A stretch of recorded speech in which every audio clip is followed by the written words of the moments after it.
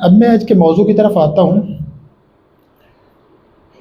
कल मुश्ताक साहब ने 2 दिन पहले मुश्ताक साहब ने और इलियास ने मुझसे रब्ता किया तो कई मौज़ूआत पे गौर किया, तो उनमें लगा कि इस वक्त हमारी जो दुनिया की सूरत हाल है और जिसके असरात हम सब पे पड़ रहे हैं, तो क्यों ना इस मौजू पे गुफ्तगू की जाए, यानी जंग, समाज और अदब। मैं शुरू में इतराफ़ करना चाहता हूँ कि ये बहुत वसी और बहुत फैला हुआ मौजू है और यहाँ मुझे 35-40 मिनट गुफ्तगू करनी है, तो मैं सिर्फ उसकी तरफ चंद इशारात कर सकता हूँ, वगरना इनमें से सिर्फ जंग पर हज़ारों किताबें लिखी गई हैं और मज़ीद सैकड़ों किताबें लिखी जा सकती हैं।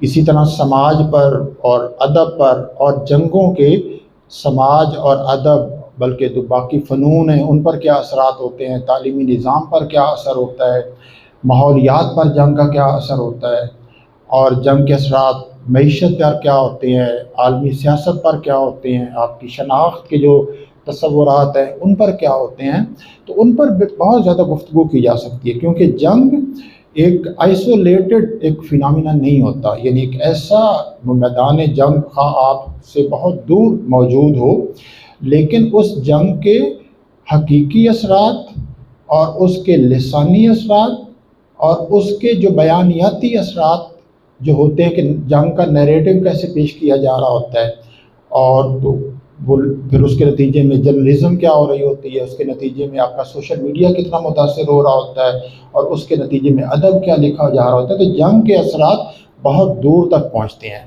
और वो जंग के असरात जंग के ख़त्म होने के बाद ख़त्म नहीं हो जाते। जंगें एक दफ़ा जब शुरू होती हैं तो बाद में ख़त्म तो हो जाती हैं, लेकिन जंगों के असरात बाकी रहते हैं और वो अभी पुराने असरात ख़त्म नहीं होते, फिर एक नई जंग शुरू हो जाती है। तो हकीकत ये है कि इंसानी तारीख़ को हम जंग और अमन में एक तरह का कर सकते हैं, लेकिन अमन के बारे में भी कुछ लोगों का ये कहना है कि अमन एक ऐसा वक्फ़ा है जिसमें एक नई जंग की तैयारी की जाती है, तो लिहाजा एक हकीकी अमन तो मुमकिन ही नहीं होता। तो मैं चंद इशारात करूँगा बारी बारी, पहले जंग के बारे में कुछ अपनी जो बात जो मैं समझा हूँ उसके बारे में, और उसके बाद समाज पर कुछ असरात का, और फिर ख़ास तौर पर चूँकि मैं ये ज़रूर उसको पेश करना चाहता हूँ कि जंगों के असरात अदब पर क्या हुए हैं। और मैं जब जंग को यहाँ लफ्ज़ इस्तेमाल कर रहा हूँ तो इससे मुराद सिर्फ ये जंग नहीं है जो अभी इस वक्त ईरान की अमेरिका और इसराइल के ख़िलाफ़ हो रही है या उनकी तरफ से ईरान और दूसरे ममालिक के साथ, तो इसका जो अब तक जंगें इंसानी तारीख़ में होती आई हैं और तो उनकी तरफ इसका इशारा होगा। सबसे पहले जंग के बारे में देखिए, जंगों ने इंसानों को एक बहुत वसी लुग़त दी है।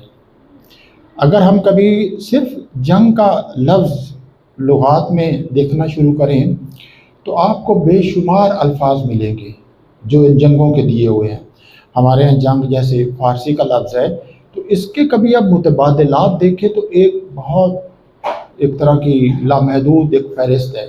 मैं सिर्फ चंद एक आपके सामने रखता हूँ कि जैसे जंग है लड़ाई, मुहारबा, रज़्म, जदल, पैकार, मारका, युद्ध, सतीज़ा, कारज़ार, जदाल व कताल, हर्ब, और फिर इनके आगे बखासमत, कीना, दुश्मनी, पता नहीं कितनी एक लंबी फ़हरिस्त है। तो लिहाजा जब हम लोग जंग इस्तेमाल करते हैं तो हम चाहें न चाहें जंग से वाबस्ता उसके ममासिल और उसके मुतज़ाद बेशुमार अल्फाज आ जाते हैं।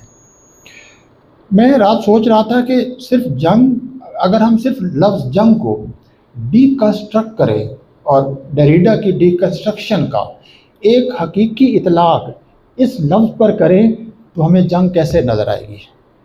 आप में से बहुत सोने शाजिब साहब तो ज़ाहिर जानते हैं, मेरा मुखातिब आप तालिब इल्म हैं, आपने डेरिडा की डीकंस्ट्रक्शन का जिक्र सुना होगा। डेरिडा ये कहता है कि जितने अल्फाज हम इस्तेमाल करते हैं उन अल्फाज के जो मानी मुतय्यन होते हैं वो बाइनरी के ज़रिए मुतय्यन होते हैं, यानी हम एक लफ्ज़ को उस लफ्ज़ की ज़िद से पहचानते हैं। यानी जब जंग इस्तेमाल करते हैं तो फ़ौरन हमारे ज़हन में अमन का ज़िक्र आता है, इसी तरह जंग से वाबस्ता जब हम जारहियत लफ्ज़ इस्तेमाल करते हैं तो जारहियत के साथ दिफा का लफ्ज़ आता है। जंग में हम जब बर्बरियत का लफ्ज़ इस्तेमाल करते हैं तो तहज़ीब का लफ्ज़ आता है। जंग में हम जब कहते हैं कि ये इंसाफ पर मबनी जंग है तो दूसरी तरफ नाइंसाफ़ी पर मबनी जो जंग है वो आ जाती है। तो इस तरह जंगों में हम कहते हैं कि जंग दुश्मन के ख़िलाफ़ लड़ी जाती है तो फिर हम दोस्त का एक तस्वुर करते हैं। तो जंग हो या जंगी लुग़त और इससे जितने अल्फाज हैं वो सब एक बाइनरी, बज़ाहिर आपको जो उन अल्फाज के मुतज़ाद अल्फाज हैं आपको दिखाई नहीं देते, लेकिन एक हमारे ज़हन में एक तरह की ज़ुबान की ज़ंजीर मौजूद होती है।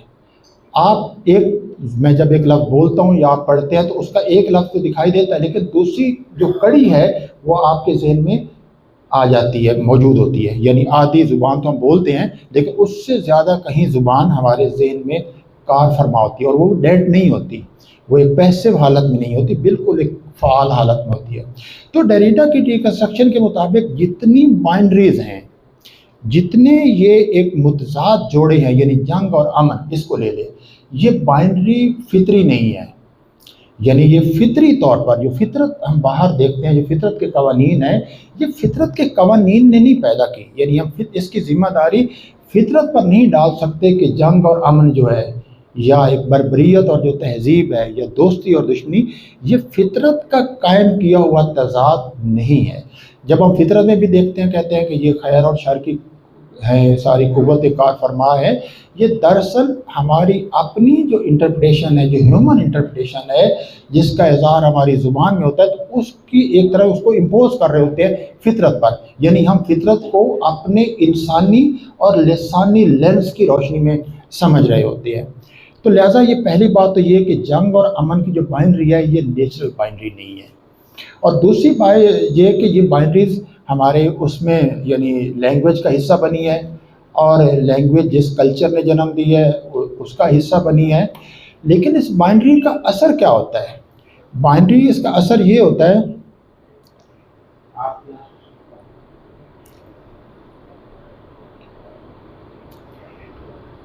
कि जब हम दो लफ्ज़ों को इस्तेमाल करते हैं तो उनमें से हम सिर्फ एक लफ्ज़ की मदद से दूसरी ज़िद को नहीं पहचानते, बल्कि हम एक हायरार्की कायम करते हैं। मैं आपको एक और मिसाल देता हूँ, ये हायरार्कीज़ कैसे कायम होती हैं और हमारे ज़हनों में हमेशा कायम करती हैं। मिसाल के तौर पर अगर आप दिन और रात की बाइनरी इस्तेमाल करें तो आप कहेंगे दिन वो है जो रात नहीं है, रात को अंधेरा होता है, दिन को रोशनी होती है। तो तारीकी और रोशनी जो है ये एक बाइनरी है। लेकिन जब भी आप इन दोनों का जिक्र करेंगे और इनके मानी को समझेंगे कि एक को अफजल करार देंगे, बड़ा करार देंगे, मतलूब करार देंगे, और दूसरी को आप कमतर करार देंगे, मामूली करार देंगे, और उसको कम मतलब उसको एक घटिया करार देंगे। तो ये जो एक है ना अफजल और असफल की, अव्वल और सानी की, या इससे मर्द और औरत का इस्तेमाल करें, मशरिक़ और मगरिब का इस्तेमाल करें, मज़हब और साइंस की बाइनरी का इस्तेमाल करें, तो आप लाजमन एक को फ़ौक़ियत देंगे और दूसरे को कमतर समझेंगे। यानी सिर्फ आप एक को दूसरे के फ़र्क से नहीं पहचानेंगे, बल्कि उस फ़र्क पहचानने के साथ उसी पहचानने के अमल ही में दूसरे को कमतर भी करार देंगे, एक को मतलूब करार देंगे और एक को मरदूद करार देंगे। और ये बाइनरी का इतना डीप रूटेड जबर होता है कि जब भी हम लैंग्वेज इस्तेमाल करते हैं ये जबर उसमें शामिल हो जाता है। लिहाजा जंग को हम जब इस्तेमाल करते हैं, जंग को, अमन को, तो हम जंग को ज़ाहिर बुरा कहते हैं और अमन को मतलूब करार देते हैं। जंग कहते हैं हमें नहीं चाहिए, हम कहते हैं हमें अमन चाहिए। लेकिन डेरिडा दूसरी बात करता है, इसी लोग डेरिडा को पढ़ने से भी डरते हैं और बहुत से लोग आपको मना भी करते हैं कि वो तो महज एक लिसानी फ़लसफ़ी है, फजूल बातें करता है, आपको नहीं चाहिए, वो आपको बिल आखिर एक एबिस की तरफ ले जाता है। वो कहता है कि ये जो हैं लफ्ज़ों के मानी, ये जो मुतज़ाद मानी है, ये स्टेबल भी नहीं है। आप ये नहीं कह सकते कि एक दफ़ा आपने एक मानी तय कर लिया तो मानी स्टेबल, मसलन ये गिलास यहाँ पड़ा है ये स्टेबल है, लेकिन मानी इसका स्टेबल नहीं होता। लिहाजा जंग और अमन का कोई एक मानी, स्टेबल मानी हमेशा के लिए तय नहीं हो सकता। दूसरे लफ्ज़ों में आप जंग की कोई एक हमेशा के लिए तारीफ़ नहीं कर सकते, क्योंकि जंग की थोड़ी सी मैं मुश्किल ज़ुबान इस्तेमाल फिर उसको आसान करूँगा। जंग की प्रेजेंस में अमन की अब्सेंस शामिल होती है। यानी हर चीज़ जो जिस तरह हर रोशनी के साथ उसका साया है, سائے کے اندر بھی روشنی موجود ہے یا روشنی کے اندر سایہ موجود ہے. ہر رات میں دن کا کچھ حصہ موجود ہے اور ہر دن میں رات کا کچھ حصہ موجود ہے. ہر مرد میں عورت ایک طرح کی موجود ہے اور ہر مرد میں ایک عورت بھی موجود ہے. تو اسی طرح خیر اور شر میں بھی نہ کوئی مکمل خیر اور شر میں بھی ان کے درمیان بھی آپ کو بہت سے گرے ایریاز نظر آتے ہیں. تو لہذا کہتے ہیں کہ جنگ جو ہے یہ بھی ایک سٹیبل چیز نہیں. مثال کے طور پر آپ دیکھیں کہ یہ ظاہر کیسے ہوتی ہے. جب جنگ شروع ہوتی ہے آپ دیکھتے ہیں کہ جو طاقتور ہوتا ہے وہ ایک بیانیہ استعمال کرتا ہے. وہ کہتا ہے کہ ہم نے جنگ اس لیے شروع کی ہے تاکہ دنیا میں امن قائم کر سکے. ہر جگہ جب بھی جنگ کے بارے میں ذکر، کیونکہ ایک جنگ تو میدان جنگ میں لڑی جا رہی ہوتی ہے اور دوسری جنگ نیریٹیوز کی جنگ ساتھ شروع ہو جاتی ہے کہ اپنی جنگ کا دفاع کرنے کے لیے. کوئی جنگ ایسی نہیں ہے جو صرف میدان میں لڑی جائے. ایک جنگ میدان میں لڑی جا رہی ہوتی ہے، فضا میں لڑی جا رہی ہوتی ہے، سمندر میں لڑی جا رہی ہوتی ہے، اور اس کے بالکل پیرلل اس کے ساتھ میڈیا کی سکرینوں پر لڑی جا رہی ہوتی ہے، موبائل کی سکرینوں پر اور ادب میں ہر جگہ اور انسانی ذہنوں میں وہاں لڑی جا رہی ہوتی ہے. تو وہاں یہ باتیں باہر آپ روزانہ ٹرمپ جو ہے کیوں ٹویٹ کرتے 10 مطلب ایکس پہ وہ اپنے شیئر کرتا ہے، اسٹیٹس شیئر کرتا ہے، اور باقی ایرانی بھی یہی کرتے ہیں، ہمارا ملک بھی یہی کرتا ہے. تو ہر وقت وہ جو کچھ کہہ رہے ہیں وہ دراصل وار آف نیریٹیوز، اور اس میں کیا ہوتا ہے کہ اپنے ہی جو موقف ہے جنگ کا اس کو پیش کرنا. تو اس کے دوران وہ جب کہتے ہیں، اور اکثر آپ کو ملے گا کہ ہم یہ جنگ اس لیے شروع کر رہے ہیں کہ دنیا کو امن سے بچا سکے.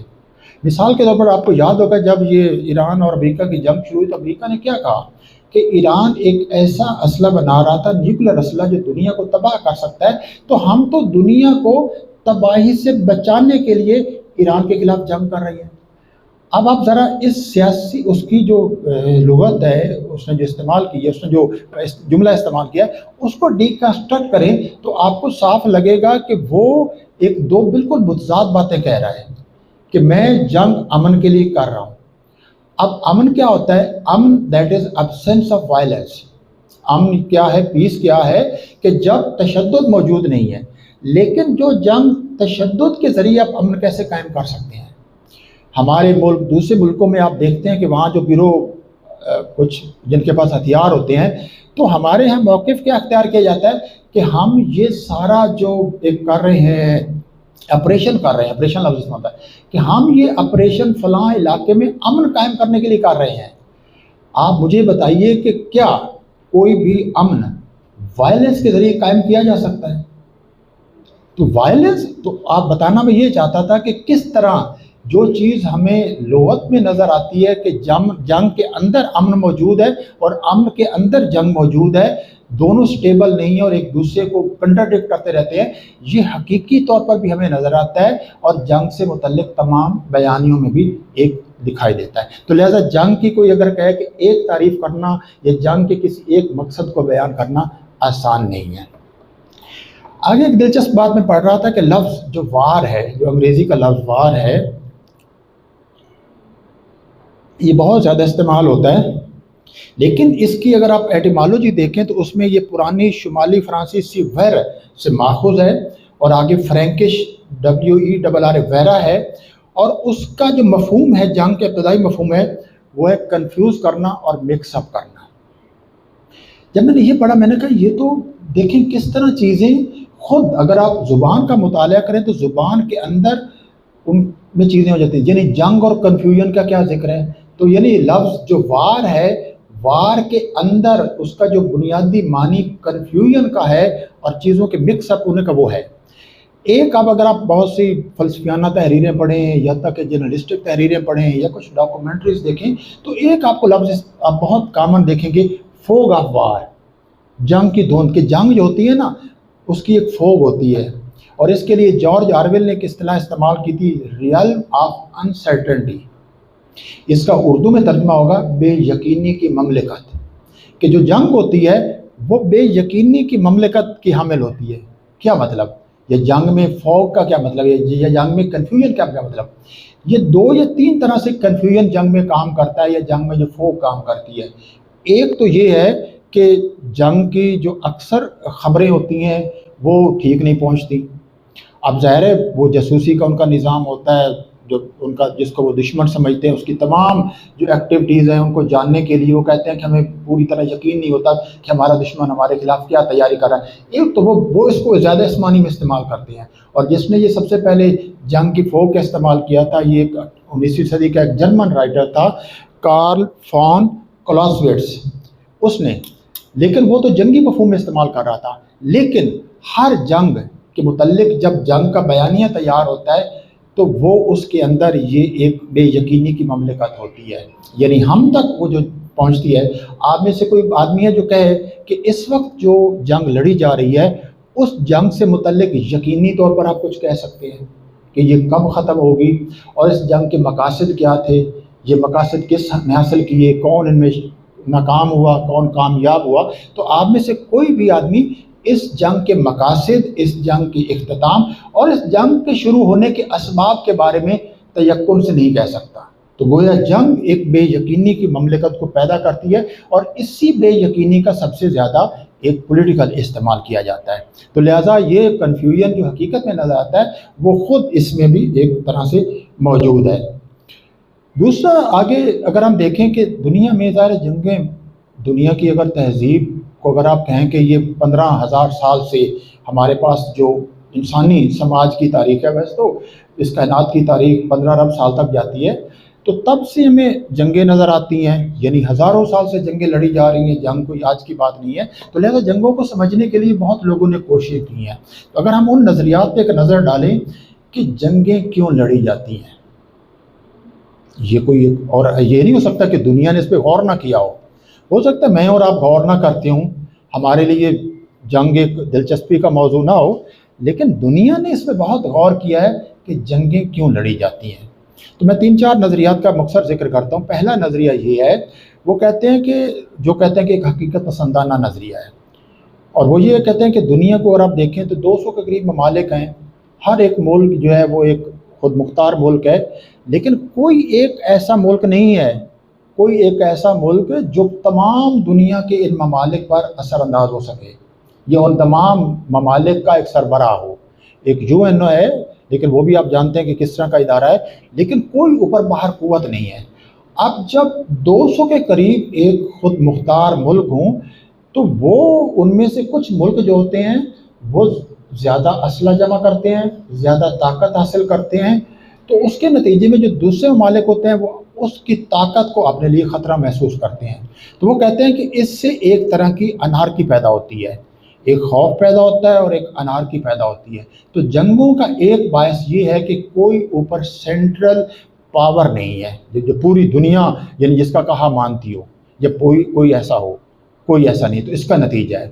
تو یہ کہتے ہیں کہ اس کو کہتے ہیں کہ حقیقت پسندی کا نظریہ یہ ہے کہ دنیا چونکہ اتنے بٹی ہوئی ہے اتنے ممالک میں اور کوئی مرکزی حکومت نہیں ہے، لہٰذا یہ جنگیں ہونی ہیں۔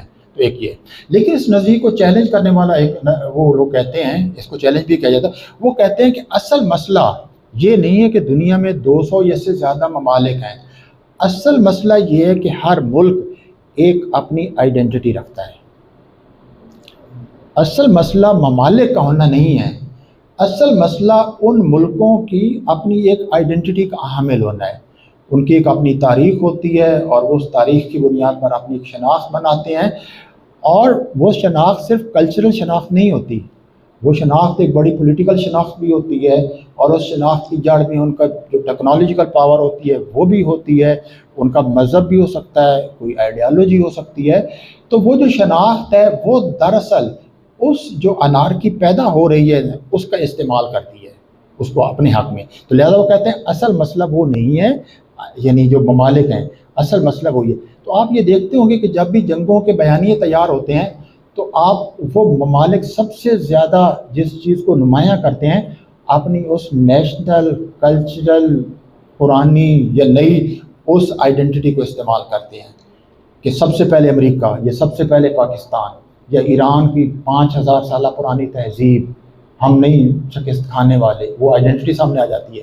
یا ایران کا یہ کہنا، جیسے ابھی ہوا کہ ایران اس لیے جنگ نہیں ہارے گا کیونکہ ایران جو ہے وہ علامہ اقبال لاہوری کو ایک اپنا رہنما مانتا ہے۔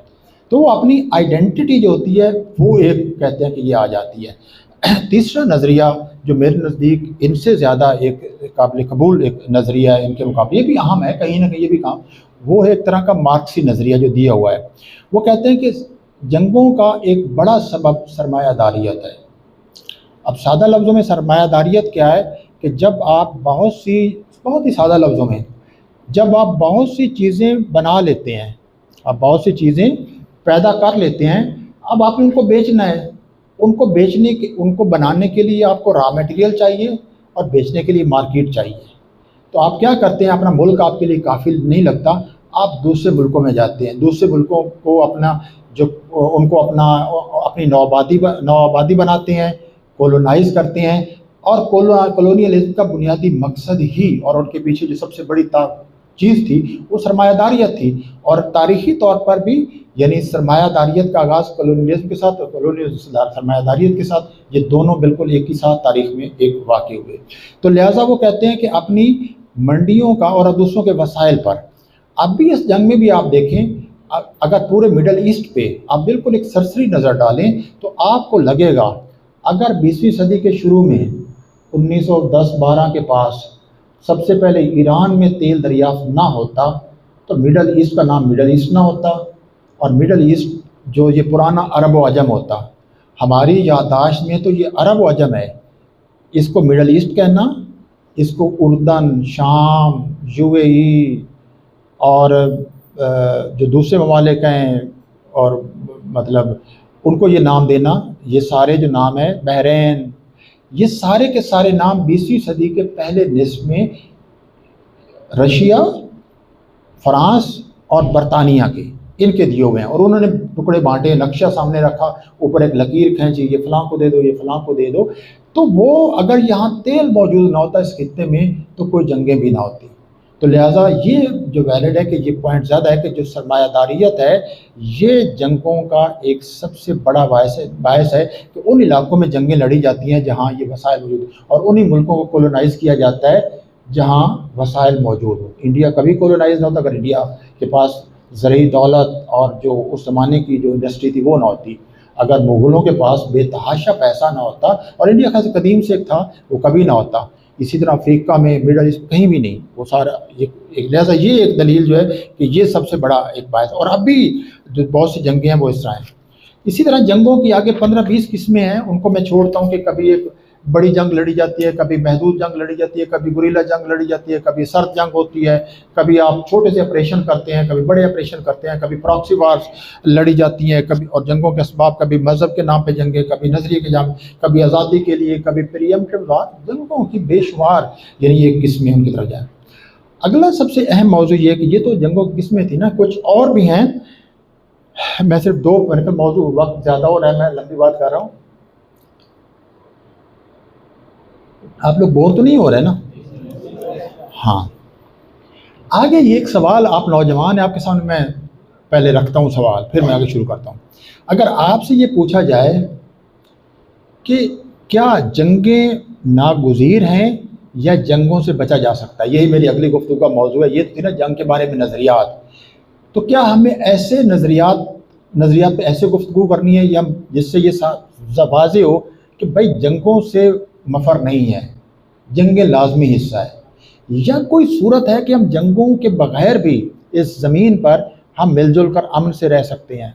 तो क्वेश्चन इज़ कि क्या जंग नागुज़ीर है या नागुज़ीर नहीं है? हाँ जी, जंग नागुज़ीर है? हाँ जी, जंग से नहीं बचा जा सकता। आपको ये कैसे इल्म हुआ? हाँ जी,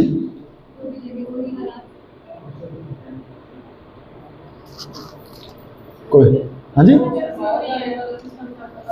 हाँ जी, अभी वो तो तरीका है ना जंग ख़त्म करने का। मेरा सिर्फ आपसे सादा सवाल है कि क्या जंगें नागुज़ीर हैं या मतलब जंगों से बचा जा सकता है? हाँ जी, नागुज़ीर है। तो ज़रा जो कहते हैं जंगें नागुज़ीर हैं, ज़रा हाथ खड़ा करें मुझे अपने को।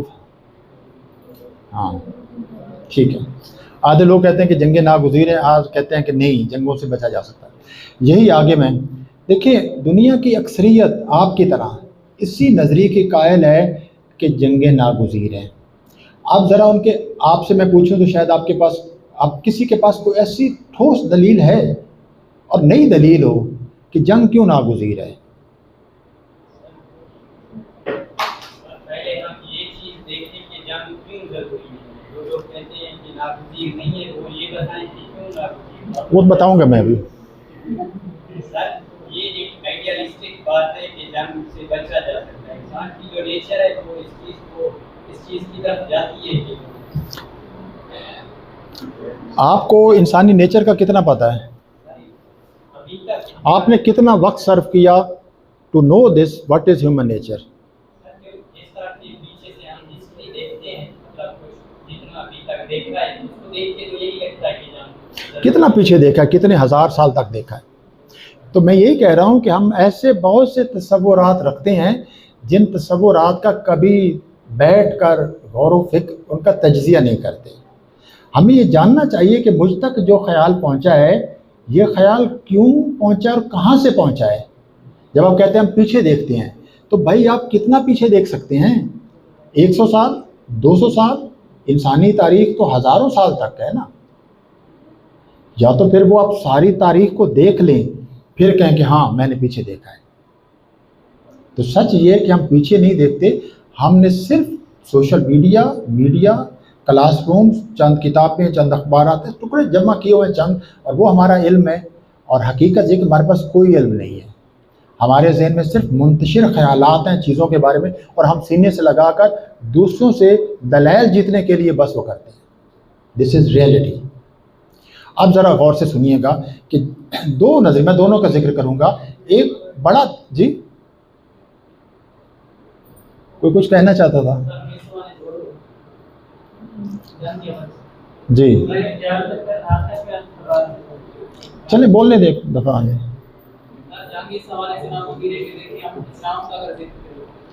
اسلام کا ایک یہ نظریہ دنیا میں عام پھیلانا ہے. انہوں نے جنگ کی دنیا میں عام پھیلانا. اس طرح اسلام کا اس طرح پاکستان کے کرسچن کو ہم دیکھیں تقسیم سے پہلے انہوں نے بھی ایک مطلب جو ہندوازم کا ایک نظریہ تھا اس کے ساتھ بھی جنگ کی.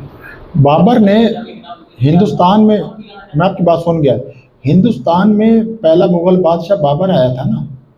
بابر نے بہت لوگ مارے، ان کی تو اس کے بابری پڑے، لیکن بابر نے کتنے لوگوں کو مسلمان کیا، ان کو رکھ کر کے یہ آپ کی گردن پہ تلوار ہے، اسلام قبول کریے جان بچے.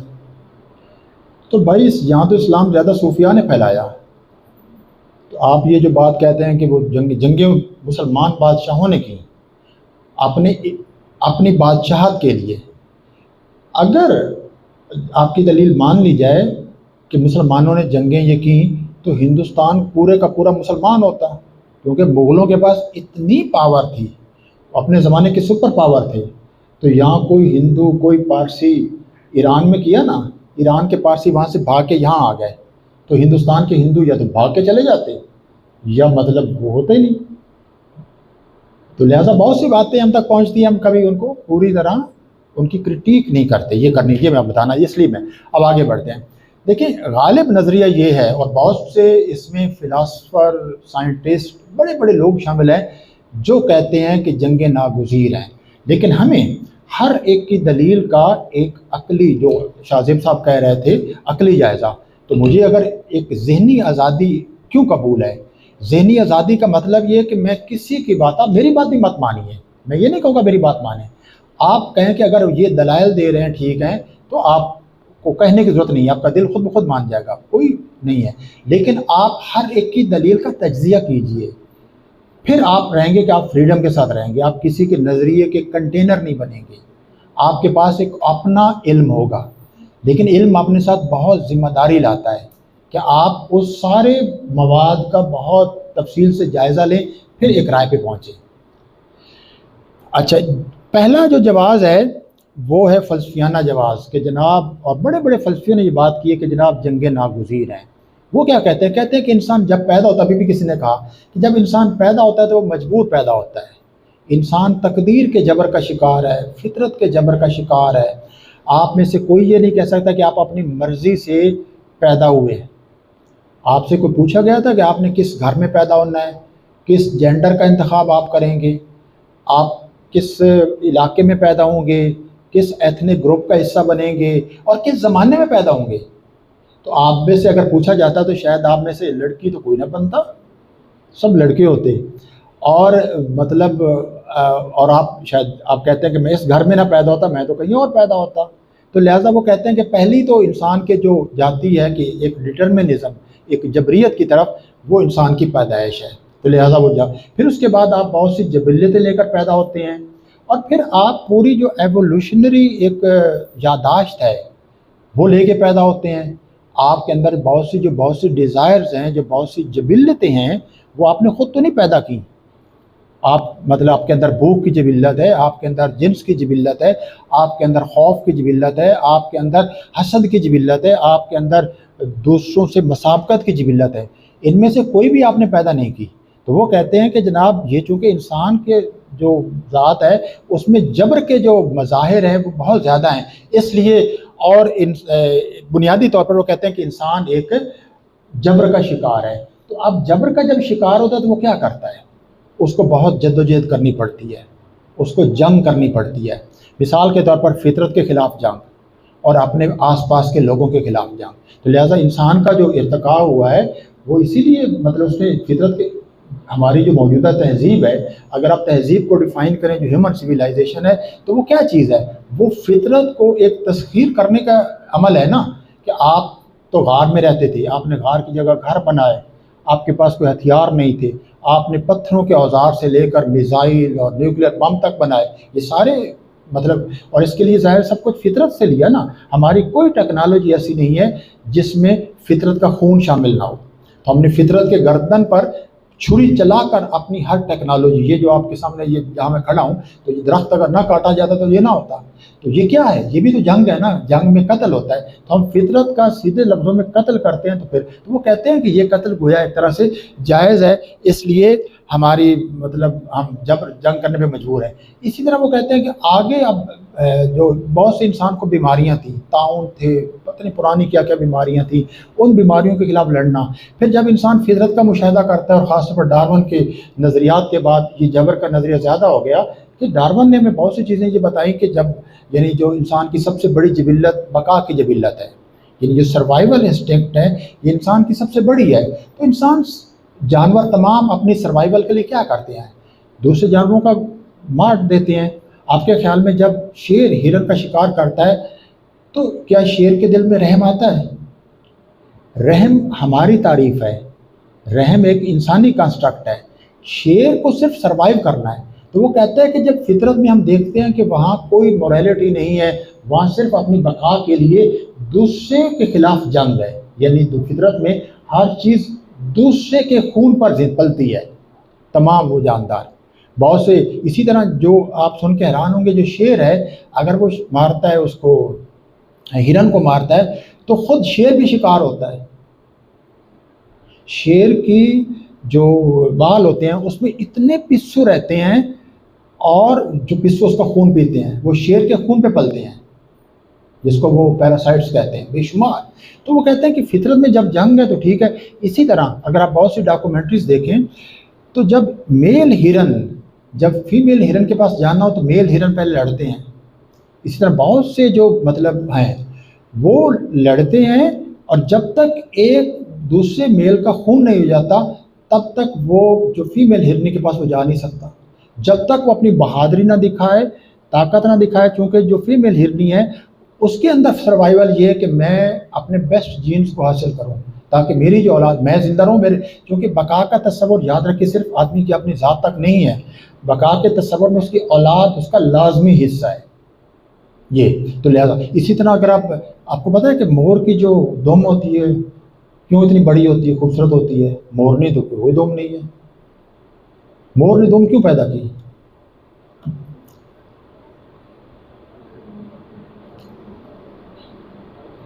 نہیں معلوم۔ مور نے صرف اور صرف مورنی کی خاطر، مورنی اس بدصورت جو اتنی زیادہ اتنی نہیں ہے، صرف اس کو رجھانے کے لیے۔ اور یہ جو آپ کوئل کی آواز سنتے ہیں، آپ کو پتہ ہے یہ کوئل کی آواز کیا ہوتی ہے؟ یہ میل کوئل کی آواز ہوتی ہے اور اپنی فیمیل کوئل کو رجھانے کے لیے گیت گا رہا ہوتا ہے، پوئٹری سنا رہا ہوتا ہے۔ تو وہ کہتے ہیں کہ بہت سا جو آرٹ پیدا ہوا ہے یہ جن سے مخالف کو اٹریکٹ کرنے کے لیے، وہ اس لیے ہم سمجھتے ہیں کہ وہ جیسے برسات کا موسم ہے ہمیں ہمارے کانوں کو لبھانے کے لیے، اس کے سامعین ہم نہیں ہوتے، وہ دور بیٹھی ایک دوسری کوئل ہوتی ہے۔ تو اس طرح میں بتانا یہ چاہتا ہوں کہ نیچر، وہ کہتے ہیں کہ یہ سب کچھ ایک جبر کے تحت ہے، یہ سب کچھ ہو رہا ہے، تو لہٰذا جبر کے تحت یعنی انسانی جو بقا ہے وہ دوسروں سے مسابقت، دوسروں کے خلاف، عناصر کے خلاف جد و جہد اور جنگ کا نتیجہ ہے۔ تو لہٰذا وہ اس کا ایک سبب بیان کرتے ہیں۔ پھر اس کے بعد آپ دیکھیے کہ جب انسانی معاشرے وجود میں آئے تو انہوں نے قبائل تلاش بنائے، تو ایک قبیلہ، کوئی ایسا قبیلہ آپ دیکھ سکتے ہیں جو قبیلہ دوسرے قبیلے کے خلاف نہ لڑتا ہو۔ ابن خلدون کو آپ نے پڑھا ہوگا، میں مختصر کرتا ہوں، میں تو ایک موضوع پہ اصل میں دماغ میں اتنی چیزیں ہوتی ہیں۔ ابن خلدون نے اپنے مقدمے میں ایک لفظ عصبیت کا ذکر کیا ہے۔ عصبیت وہ کہتے ہیں کہ جب ایک گروہ وجود میں آ جاتا ہے تو اس گروہ کی اس کے اندر ایک عصبیت پیدا ہو جاتی ہے، یہ تعصب سے بالکل مختلف ہے۔ عصبیت کیا ہوتی ہے؟ تو ایک اس کے اندر ایک جذباتی وابستگی اس پورے قبیلے کے ساتھ ایک جنم لے لیتی ہے، اور اس عصبیت کی بنیاد پر وہ قبیلہ اکٹھا رہتا ہے، یعنی عصبیت اس گروہ کو اکٹھا رکھتی ہے۔ لیکن یہ عصبیت استعمال کہاں ہوتی ہے؟ دوسرے قبیلے کے خلاف جنگیں لڑنے کے لیے۔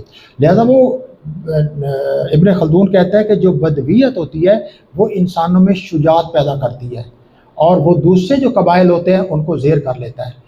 یہ جنگوں میں آپ سب سے زیادہ شجاعت کو بہت گلوریفائی کیا جاتا ہے، لیکن شجاعت کیا ہے؟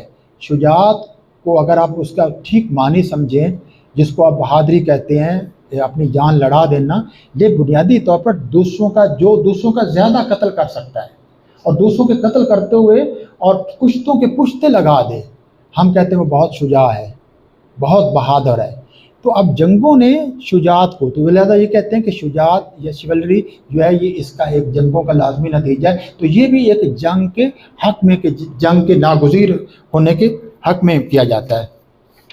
اس کے بعد آپ دیکھیے کہ ایک انسانی جو نفسیاتی جبریت کا بھی نظریہ ہے کہ وہ انسان کی نفسیات میں ایک مسابقت، آگے بڑھنا، اور دیکھیں میں مختصر ایک بات کہنا چاہتا ہوں، سروائیول کی ایک انسٹنکٹ تو ہم سب کے اندر ہے جو لاشعوری طور پر کام کرتی ہے کہ ہم زندہ رہنا چاہتے ہیں۔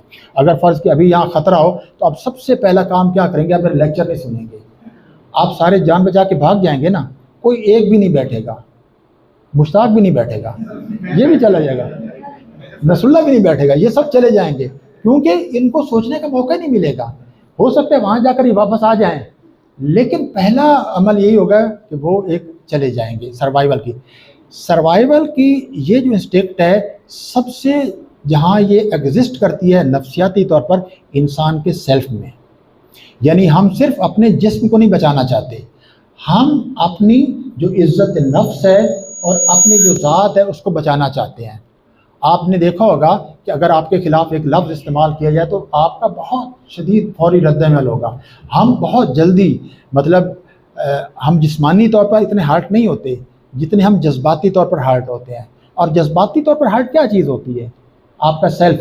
لیکن آپ نے کبھی غور کیا ہے، یہ میں آگے بڑھنے ایک سوال کرتا ہوں، آپ نے کبھی غور کیا ہے کہ انسانوں کے اندر جو سیلف ہے، اس کا میں ذکر نہیں کر رہا ہوں، جس کو آپ ایگو کہتے ہیں، یہ ہوتی کیا ہے اور کہاں یہ ایگزسٹ کرتی ہے؟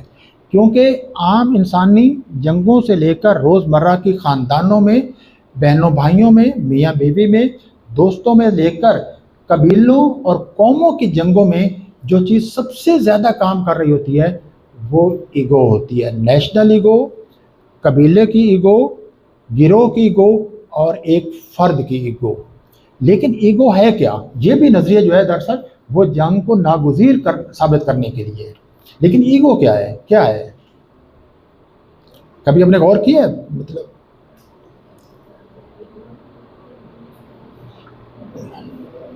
آپ کا ایک نام ہے، کیا آپ کے نام ایگو آپ کی ایگو ہے؟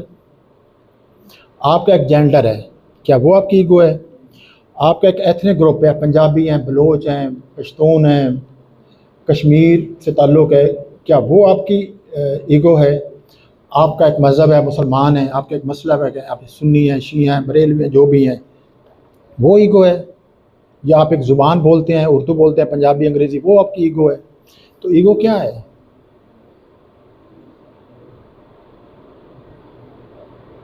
ابھی میں کوئی بات کروں گا تو آپ مجھ سے بھی 1 سیکنڈ لگے گا، یعنی ایگو ایسی چیز ہے جو 1 سیکنڈ میں دوست کو دشمن میں تبدیل کر دیتی ہے۔ آپ اپنے دوست کا گلا دبا سکتے ہیں صرف اگر آپ کی ایگو ہرٹ ہوتی ہے تو اس کو چھوڑ کے جا سکتے ہیں، اس کو مرتے ہوئے چھوڑ کے جا سکتے ہیں، ہے نا؟ لیکن ہے کیا؟ چلیں یہ سوال میں آپ کے سامنے چھوڑ جاتا ہوں، اس پہ غور کیجئے گا کہ جس کی خاطر ہم اتنی لڑائیاں لڑتے ہیں، اور آپ کی یعنی بہت سے جنگیں معاشی اسباب کے تحت نہیں لڑی جاتی، بہت سی جنگیں مذہبی نظریات کے تحت نہیں لڑی جاتی، بہت سی جنگیں آئیڈیالوجی کی وجہ سے نہیں لڑی جاتی، بہت سی جنگیں مسائل ہتھیانے کے لیے نہیں لڑی جاتی، بہت سی جنگیں صرف اور صرف ایگو کی خاطر لڑی جاتی ہیں۔ کسی کی انڈیویجولی جو ایگو ہرٹ ہوتی ہے، اور کسی کی جو ہوتی ہے نیشنل ایگو ہوتی ہے، کسی کی کمیونٹی کی ایگو ہرٹ ہوتی ہے۔ ایک یونیورسٹی کا ادارہ، اس کی بھی ایک ایگو بنی ہوئی ہے، یہ ہرٹ ہوتی ہے، اس کے خلاف کوئی آج بات کر دیں، میں پنجاب یونیورسٹی کے خلاف ایک بات کرتا ہوں تو پنجاب یونیورسٹی کی ایگو ہرٹ ہو جائے گی، پنجاب یونیورسٹی میرا داخلہ بین کر دے گی۔ تو یہ خود ایگو ہوتی کہاں ہے، کیا ہے، اور یہ کیسے کام کرتی ہے؟ لیکن ایگو بالکل اسی طرح کام کرتی ہے جس طرح کی سروائیول انسٹنکٹ کام کرتی ہے۔ جس طرح ہم اپنی بیرونی اور جسمانی اور اپنی اولاد کی سروائیول چاہتے ہیں، بالکل اسی طرح ہم اپنی ایگو کی سروائیول بھی چاہتے ہیں، اور اسی طرح ایگو کی خاطر مثال کے طور ایک سادہ سی مثال ہے، اگر آپ کے پاس ایک گاڑی ہے، آپ کی گاڑی پر کوئی آدمی نشان لگا دے تو آپ کیا کرتے ہیں؟ یا آپ کی گاڑی کو راستے میں کوئی ٹکر مار دے، آپ اس کو دعا دیتے ہیں، شاباش کہتے ہیں، کیا کرتے ہیں؟ ننگی سے ننگی گالی دیتے ہیں، تیزی سے اترتے ہیں، آگے دیکھتے ہیں اگر آپ سے کمزور ہے تو گریبان پکڑتے ہیں، کمزور نہیں ہے تو آپ کہتے ہیں بھائی صاحب آپ نے یہ کیوں کیا؟ تو آپ پہ تو کوئی نشان نہیں لگا، آپ کے تو کوئی جسم پہ کوئی ضرب نہیں لگی، لیکن ضرب کہاں لگی ہے؟ گاڑی پہ ضرب نہیں لگی، گاڑی آپ کی گاڑی یعنی آپ کے ذہن میں آپ کی گاڑی کا جو امیج ہے اس پہ ضرب لگی ہے، یعنی آپ کی ایگو پہ، کیونکہ آپ ایگو کو باہر کی چیزوں پہ پروجیکٹ کرتے ہیں، کپڑوں پہ پروجیکٹ کرتے ہیں، جوتوں پہ پروجیکٹ کرتے ہیں، اپنے موبائل پہ پروجیکٹ کرتے ہیں، تمام پراپرٹیز پہ پروجیکٹ کرتے ہیں، اور کوئی بھی ان کے بارے میں کوئی بات کہے یا کچھ کہے تو آپ کی ایگو ہرٹ ہوتی ہے۔ لیکن ظاہر ہے یہ آدھا جواب ہے ابھی ایگو کا، وہ آپ بعد میں سوچیے گا کیونکہ گفتگو اور طرف چلی جائے گی۔ لیکن جنگوں کے اسباب میں اس ایگو کا بہت بنیادی کردار ہوتا ہے۔ اب بھی اگر آپ اس جنگ کی ساری مطالعہ کریں جو نیریٹیوز ہیں تو آپ کو لگے گا کہ یہ جنگ اس لیے نہیں ختم ہو رہی کہ یہاں بھی دونوں ملکوں کی ایگو کام کر رہی ہے، ایک طرف ایران کی انا ہے اور دوسرا امریکہ کی انا ہے۔ اور انا بڑی کیسے ہوتی ہے کہ آپ کے پاس پوزیشنز کتنی زیادہ ہیں، اگر آپ کے پاس ہیریٹیج کی بہت پوزیشن ہے تب بھی آپ کی ایگوڈی، اور آپ کے پاس ٹیکنالوجی کا بہت بڑا ذخیرہ ہے تو پھر بھی آپ کی انا ہے۔ اس لیے غریب آدمی کی کوئی انا نہیں ہوتی، انا ہوتی ہے لیکن اتنی بڑی نہیں ہوتی۔ تو غریب کو برا بھلا بھی کہہ دے تو آپ کے منہ پہ نہیں کہے گا، امیر کو برا بھلا کہہ کے دیکھیے۔ تو لہٰذا ایگو جو باہر کی، اس لیے بڑے ملک اس لیے بھی جنگیں لڑتے ہیں کہ اپنی ایگو کو گلوریفائی کرنے کے، یعنی ہم صرف ایگو کو اپنی صرف بچانا نہیں چاہتے، ہم ایگو کو گلوریفائی بھی کرنا چاہتے ہیں، ہم اس کو بہت بڑا بنا کر پیش کرنا چاہتے ہیں۔ اور جب بھی ہم ایگو کو بڑا بناتے ہیں ہمیشہ ہمارے لاشعور میں ہوتا ہے کہ دوسروں کو کمتر ثابت کرنا، یعنی ہماری ایگو کی ایک مسابقت اور ایک مخاصمت دوسرے افراد کی ایگو کے ساتھ جا رہی ہوتی ہے۔ انسانی تعلقات میں جتنی شکست و ریخت ہے، ٹوٹ پھوٹ ہے، وہاں یہ صرف کام کر رہی ہوتی ہے، لیکن یہ چھپ کے کام کرتی ہے، یہ اس کا پوری طرح، لیکن حقیقت میں یہی کام کرتی ہے۔ اب میں اس میں ایک میں نے ذکر کیا تھا کہ جو قوم کو ڈیفائن کیا جاتا ہے، قوم کی ایگو کیسے کام کرتی ہے، جیسے ایک بہت مشہور ایک سیاسی مفکر ہیں بینڈکٹ اینڈرسن، انہوں نے کہا تھا کہ جس کو قوم کہتے ہیں، نیشن کہتے ہیں، وہ ایک گروہ ہوتا ہے جو ایک خیالی گروہ ہوتا ہے، حقیقت میں نہیں ہوتا، آپ اس کا امیجنیشن بناتے ہیں اور پھر لوگ اس کو قبول کر لیتے ہیں اور پھر اس کی حفاظت کرنے کے لیے وہ بہت سا وائلنس کرتے ہیں، بہت سی طاقت حاصل کرتے ہیں۔ اور ایک جو اب جدید ایک نظریہ ہے کہ خود جو قومی ریاست ہے، ایک نیشن سٹیٹ ہے، یہ نیشن سٹیٹ اپنے نیشن سٹیٹ ہونے کی وجہ ہی سے جارحیت کا ارتکاب کرتی ہے۔ کوئی نیشن ایسی سٹیٹ نہیں ہے جو اپنے ہی شہریوں پر جارحیت نہ کرتی ہو۔ تو لہٰذا ہر قومی ریاست جو ہوتی ہے اس کے اندر تشدد ہوتا ہے، وہ جتنی اس قومی ریاست کو چیلنج کرنے والے تصورات ہوتے ہیں، جو گروہ ہوتے ہیں، وہ ان کے خلاف شدید وائلنس کا ایک، اور اس وائلنس کو بالکل ایک لیجیٹیمیسی وہ دے دیتی ہے۔ تو لہٰذا قومی ریاست کا اب لوگ بہت سے قومی ریاست کے اس بنیادی سوال پر ہی غور کرتے ہیں کہ جناب یہ ایک جارحیت، جنگ اور تشدد کا باعث یہ قومی ریاست بھی ہے۔ یہ ایک آج کل دوسرا۔ اب دوسرا میں آپ کے سامنے رکھتا ہوں کہ ایک نظریہ، نقطہ نظر موجود ہے کہ جناب جنگیں ناگزیر نہیں ہیں، لیکن ظاہر ہے یہ ایک حاشیے پہ، ایک مارجن پہ موجود ہے، لیکن یہ ایگزسٹ کرتا ہے کہ ہم جنگوں سے بچا جا سکتا ہے۔ ان کا بنیادی نقطہ نظر یہ، جو فلسفیانہ نقطہ نظر یہ، کہ جب جبریت کا فلسفہ کہتا ہے کہ انسان اپنی مرضی سے پیدا نہیں ہوا، اپنی مرضی سے وہ مر نہیں سکتا، لیکن یہ نظریہ کہتا ہے کہ جبریت کے مقابلے میں انسان کے پاس ایک اختیار بھی ہے۔ وہ اختیار بے شک محدود ہے لیکن ہے۔ مثال کے طور پر اگر آپ عورت یا مرد پیدا ہوئے ہیں، یہ اس پہ اختیار نہیں تھا، لیکن آپ کو ڈیفائن کیسے کرتے ہیں، یہ آپ کے اختیار میں ہے کہ آپ بطور مرد اور بطور عورت اپنے آپ کو ڈیفائن کیا کرتے ہیں۔ اس کا بہت زیادہ کیا آپ جو سماج نے آپ کو لیبلز دیے ہیں، آپ انہی لیبلز کے ساتھ جئیں گے، یا اپنی جدوجہد سے، اپنی کوشش سے، اپنے علم سے، اپنی تخلیقات سے، اپنے سماجی رول سے اپنے آپ کو بالکل ڈیفرنٹلی ڈیفائن کرتے ہیں۔ تو لہٰذا یہ کہتے ہیں کہ انسان جبر تو ہے، لیکن اس جبر کی وجہ سے انسان اپنے اختیار کو بروئے کار لا سکتا ہے، اور اس چیز کو نظر انداز، یعنی انسان ایک طرح جبر اور اختیار کا مجموعہ ہے۔ لیکن اگر آپ صرف جبر پہ نگاہ رکھیں گے تو پھر تو جنگ کی ناگزیر ہے، لیکن اگر آپ اختیار پہ رکھیں گے تو اسی طرح جس طرح فطرت میں جارحیت ہے، اسی طرح تعاون اور کوآپریشن بھی موجود ہے۔ ہم یہ کہتے ہیں کہ آپ ٹھیک ہے، مطلب آپ نے، انسان نے فطرت کے خلاف ایک طرح کی جارحیت سے تہذیب پیدا کی ہے، لیکن فطرت کے ساتھ بہت سا کوآپریٹ بھی کیا ہے، یعنی وہ تعاون میں رہا ہے۔ انسان نے فطرت کے مطابق زندہ رہنے کی بہت کوشش کی ہے، فطرت کے اصولوں کو اپنانے کی کوشش کی ہے۔ تو لہٰذا یہ دونوں چیزیں انسان کے اندر موجود ہیں، جارحیت کی جبلت بھی اور ایک کوآپریشن۔ مثلا آپ یہاں بیٹھے ہیں، یہ سب سے بڑا کوآپریشن کی مثال ہے کہ آپ ایک آدمی کتنی دیر سے بات سن رہے ہیں، تو یہ اس کی، تو لہٰذا یہ ایک ہے کہ ہم اگر دوسرے کی بات اتنی توجہ سن رہے ہیں تو اس کا مطلب ہمارے اندر جنگوں سے بچنے کا ایک امکان ہے۔ اب آگے دیکھیے، میں کچھ چیزیں آپ کو بتاتا ہوں۔ اب آپ نے سنا ہوگا، باقیوں کے نام سنے ہیں، آپ نے اشوک اعظم کا نام سنا ہوا ہے؟ کس نے سنا ہوا ہے؟ ہاں جی، کون تھے وہ؟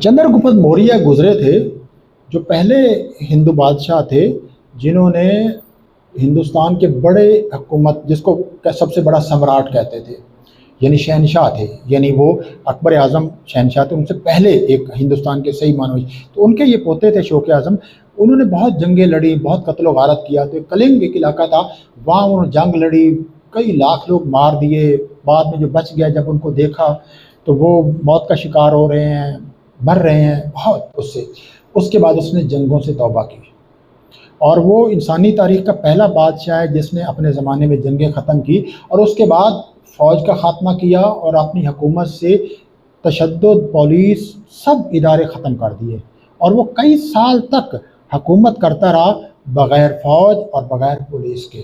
یعنی انسانی تاریخ میں پورا ایک بادشاہ موجود ہے کہ جس نے ایک جنگ سے سبق سیکھ کر واقعی حقیقی طور پر امن قائم کیا، اور اس نے بدھ مذہب اختیار کیا تھا، چونکہ ہندوستانی فلسفے میں ایک اہنسا کا نظریہ موجود تھا جو جین مت اور بدھ مذہب نے دیا تھا۔ تو ہم بہت سے باقی چیزوں کو جب کرتے ہیں کہ وہ جنگ کو ناگزیر، تو ہم جو پیرلل نظریات موجود ہیں انسانی تہذیب میں، ان کو نظر انداز کرتے ہیں، جن میں ایک اہنسا کا نظریہ ہے کہ جس میں عدم تشدد، نان وائلنس کا نظریہ ہے، یعنی وائلنس کیے بغیر بھی حکومت کی جا سکتی ہے۔ اگر اس بات کو سمجھنا ہو تو آپ سارے اشوک اعظم کی ہسٹری کو پڑھیے۔ اگر آپ سکندر اعظم، بالکل سکندر اعظم جنگ کا حامی ہے، لیکن اشوک اعظم امن کا حامی، اور اس نے امن قائم کر کے دکھایا، اور اس نے یہ دنیا بھر میں جو بدھ مذہب پہنچا ہے صرف اس ایک شخص کی وجہ سے پہنچا ہے۔ اس نے پوری دنیا میں بدھ مذہب کے جو پیروکار تھے ان کے وفد بنا کر بھیجے، جس سے چین، کوریا، ویتنام، جاپان، ان سب جگہوں پہ اگر یہ موجود ہے، نیپال، بدھ مذہب صرف اس کی کوششوں کی وجہ سے، کیونکہ وہ اس مذہب کا ماننے، اس نے اس کو قبول کیا تھا۔ پھر اس کے بعد ایک تھے چینی مفکر لاؤزے، لاؤتزے بھی پڑھتے ہیں اور لاؤزے بھی، ان کی ایک کتاب ہے داؤ دے جنگ، داؤ دے چنگ بھی پڑھتے ہیں، داؤ دے چنگ یا داؤ دے جنگ۔ آپ نے بہت سی کتابیں پڑھی ہوں گی، لیکن خود اسی جو مشرق سے متعلق ہیں کتابیں وہ بہت سی نہیں سنی ہوں گی۔ اس میں ایک نظریہ ہے وو وی کا، نان ایکشن کا، اس میں نان وائلنس کا نظریہ ہے، اب وہ انڈین ہے، اور یہ چینی ہے جو نان ایکشن کا نظریہ ہے۔ میں آپ کو کچھ حصے اس کے سناتا ہوں، آپ دیکھیے گا کہ کس طرح وہ کہتا ہے کہ جو، اور مطلب مغرب کے تو جیسے تھامس ہابس ہو، نیٹشے ہو، فوکو ہو، وہ تو ایک جنگ کو ایک طرح سے تھیورائز کرتے ہیں، لیکن یہاں ایسے بہت سے لوگ تھے، اور میں یہ سب مشرق مغرب کی بائنڈری نہیں ابھار رہا، صرف انسانی تاریخ کے ان کرداروں کا ذکر کر رہا ہوں جنہوں نے جنگ کے ناگزیر ہونے کے نظریے کو چیلنج کیا، اور یہ نہیں کہ اکیڈیمک انداز میں چیلنج کیا کہ میں نے ایک نیا پیپر لکھنا ہے، نہیں، ایک خود انسانی تاریخ کا مطالعہ، انسانی تہذیب کا مطالعہ، اور یہ سمجھا کہ زندگی جینے کے لیے ہوتی ہے، زندگی کسی قربان کرنے کے لیے نہیں ہوتی۔ آگے میں آپ کو کچھ نظمیں بھی سناؤں گا، آپ دیکھیے گا شاید آپ کو کئی اس میں لگیں گے۔ اب وہ کہتا ہے کہ جنگوں کے بعد طویل قحط آتے ہیں، ہتھیار، یہ اس داؤد جنگ کے ایک ترجمہ ہے، ہتھیار نامبارک آلات ہیں، تمام مخلوقات انہیں ناپسند کرتی ہے، آپ کے ہاتھ میں چھری ہو، خنجر ہو، بندوق ہو، کوئی ایسا نہیں جس کو پسند کرنے والا ہو، سب خوفزدہ ہو جاتے ہیں اور اس اسلحہ بردار کے خلاف دل میں نفرت رکھتے ہیں، اس کا اظہار نہ کر سکے الگ بات ہے، لہذا کوئی بندہ نہیں ہے جو ہتھیار کو پسند کرتا ہو۔ آپ کے ہاتھ میں پینٹنگ ہے، سب پسند کریں گے، آپ کی طرف بڑھیں گے، آپ کے ہاتھ میں جہاں بندوق ہے آپ کی طرف کوئی نہیں بڑھے گا، اور وہ جو نہیں بڑھ رہے وہ ایک طرح سے ریزسٹنس رجسٹر کروا رہے ہیں، آپ سے جو نفرت ہے، آپ کے ہاتھ میں جو، آپ سے نہیں، آپ کے ہاتھ میں جو ہتھیار ہے، تو ہتھیار نامبارک آلات ہیں، ہتھیاروں سے سب نفرت کرتے ہیں، لہذا اگر آپ ہتھیاروں سے نفرت کرتے ہیں تو جنگ کے حامی آپ کیسے ہو سکتے ہیں کسی بھی وجہ سے؟ یا تو آپ کہیں گے کہ مطلب میں میزائل سے محبت کرتا ہوں، میزائل میرے دل میں رہتا ہے، میں جنگی جہازوں سے محبت کرتا ہوں، مجھے ٹینک بہت پسند ہے، یا تو آپ کہیے کہ آپ کو یا آپ کہیں کہ مجھے نیوکلیر بم بہت پسند ہے، میں نیوکلیر بم کے ساتھ جینا مرنا چاہتا ہوں۔ تو آپ کو کیا چیز ہے، آپ کو آرٹ پسند، آپ کو میوزک پسند ہے، آپ میوزک کے لیے جھومنا پسند کرتے ہیں، یا ٹینک کے اس کی آواز کے ساتھ آپ کچھ کرنا چاہتے ہیں؟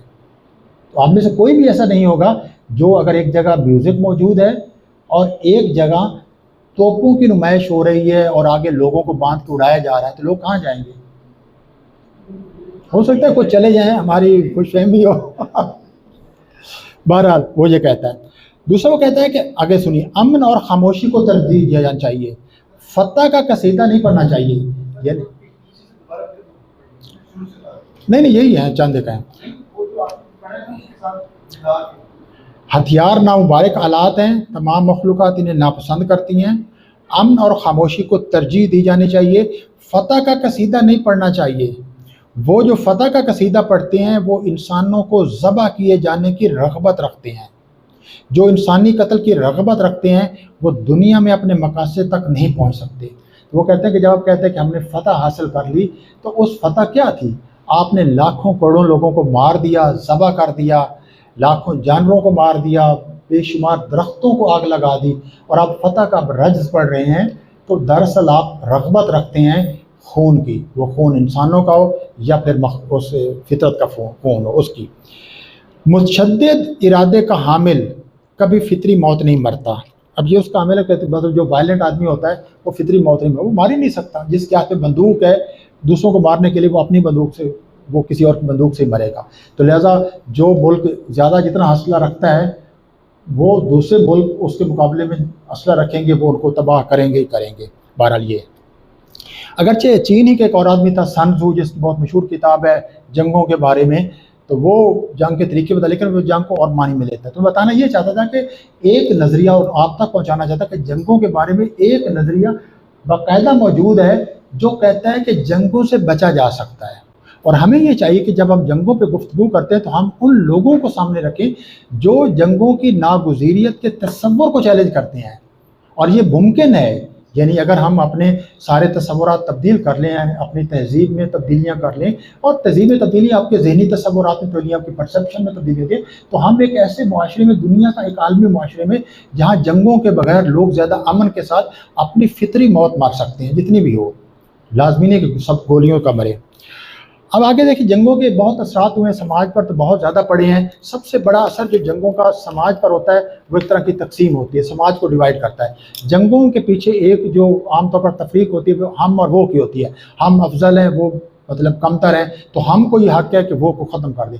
ہم مسلمان ہیں، ہم نیک ہیں، ہم امریکہ ہیں، ہم بڑے ہیں، ہم اسرائیل ہیں اور ایران برا ہے تو اس کو ختم کر دیں. یہی ایران کہتا ہے کہ ہم حق پر ہیں، وہ دوسرے. تو سب سے بڑی جو ایک جنگ کا سماج پہ اثر ہوتا ہے وہ ایک فکری اور یہ ایک تفریق کا ہوتا ہے، نظریات کی تفریق کا اور ایک نیریٹوز کی ایک تفریق آتی ہے. اور جنگیں جتنی وہاں لڑی جاتی ہیں اور سماج کو جو تقسیم کر رہی ہوتی ہے وہ جنگوں کے بیانیے ہوتی ہیں. جنگوں سے متعلق جو جرنلزم چل رہی ہوتی ہے، جو تبصرے چل رہے ہوتے ہیں، وہ اس کے بہت ایک منفی اثرات ہوتے ہیں. اسی طرح ایک اثر جو ہوتا ہے بہت نفسیاتی اثر جنگوں کا، انسانوں کے اندر خاتمے کا خوف پیدا ہو جاتا ہے. انسان پوری زندگی بسر نہیں کر سکتے، اپنا خوف، اپنی اولاد کے خاتمے کا خوف، آپ کے ارد گرد کے ملک کا خوف، آپ کی بستیوں کے خاتمے کا خوف. اور یہ خاتمے کا خوف کوئی معمولی خوف نہیں ہوتا. ابھی ہم اگر پتہ چلے کہ ابھی چند عرصے بعد یا کوئی وبا آئے گی یا جنگ آئے گی، ہم ختم ہو جائیں گے، یہ کوئی معمولی خوف نہیں ہے. جس آدمی کو موت کا خوف چھوٹا نہیں ہے، آپ میں لاکھ آدمی کہیں کہ مجھے موت کا خوف نہیں ہے، کوئی آدمی ایسا نہیں جو اپنی موت سے ڈرتا نہ ہو. وہ موت کو پوری طرح کبھی امیجن ہی نہیں کرتا، اس لیے نہیں ڈرتا. اور کوئی آدمی مانتا ہی نہیں کہ میں مروں گا. وہ جب دوسروں کو دفنا کے بھی آتا ہے کہتا ہے میں نہیں مروں گا، میں تو میں رہوں گا. تو موت کا وہ یہ بہت سے موت کے خوف سے بچنے کا ایک نفسیاتی حربہ ہے. وہ کہتے ہیں اسی طرح میں زندہ رہ سکتا ہوں. تو اسی طرح خاتمے جنگیں جو ہوتی ہیں وہ خاتمے کا خوف پیدا کرتی ہیں. اور یہ بہت غیر آدمی کو بہت برے برے خواب آتے ہیں. جن علاقوں میں جنگیں ہو رہی ہوتی ہیں وہاں کے لوگوں کے خوابوں کا مطالعہ کہ وہ بہت خوفناک خواب جو وہ دیکھتے ہیں. ہم تو ابھی محفوظ ہیں، لیکن جو 65 کی وار تھی، اگر آپ اس کے زمانے میں بہت سے لوگوں نے خواب لکھے ہیں، بہت خوفناک قسم کے خواب ہوا کرتے تھے، اس کا بہت اثر ہوتا ہے. اب آخری میں مختصر کرتا ہوں کہ جنگوں کے ادب پر بہت سے اثرات ہیں. دنیا کا بہت سا بڑا ادب جنگوں پر لکھا گیا ہے. صرف چند کے نام سنیے، جیسے ہومر کی آڈیسی ہے، ایلیاڈ ہے، ورجل کی اینیڈ ہے، ویاس کی مہا بھارت ہے، فردوسی کی شاہ نامہ ہے، ٹالسٹائی کی جنگ اور امن ہے، اسٹیفن کرین کی ہے the red badge of the courage, all quiet on the western front, بہت مشہور کتابیں ہیں. اور things fall apart Chinua Achebe, the kite runner Khaled Hosseini کے، farewell to war Ernest Hemingway. لیکن جنگوں کے سارے ادب کو ہم دو حصوں میں تقسیم کر سکتے ہیں. ایک ادب وہ ہے جو جنگوں میں بہادری، قربانی، جان نثاری اس کو پیش کرتا ہے. یہ مطلب ایسے جو جنگجو لوگ ہوتے ہیں ان کو ہیرو بنا کر پیش کرتا ہے اور ان کو بہت گلوریفائڈ امیج بنا کر انسانی دنیا کے سب سے بڑے آدمی بنا کر پیش کرتا ہے. پرانے اس میں یہ تھا. لیکن جو جدید ادب ہے جنگوں کا خاص طور پر، وہ جنگ کی جو میننگ لیسنس ہے، جو لغویت ہے، اس کو بیان کرتا ہے. تو ہمیں پرانے میں بہت نظر آتے ہیں. اور جنگوں میں خدا کو اور آسمان کو لانے کا اتنا پرانے ہمیں ادب ملتا ہے. یعنی بھگوت گیتا کو اگر آپ پڑھیں، مثلا میں آپ کو یہ لائن سناتا ہوں.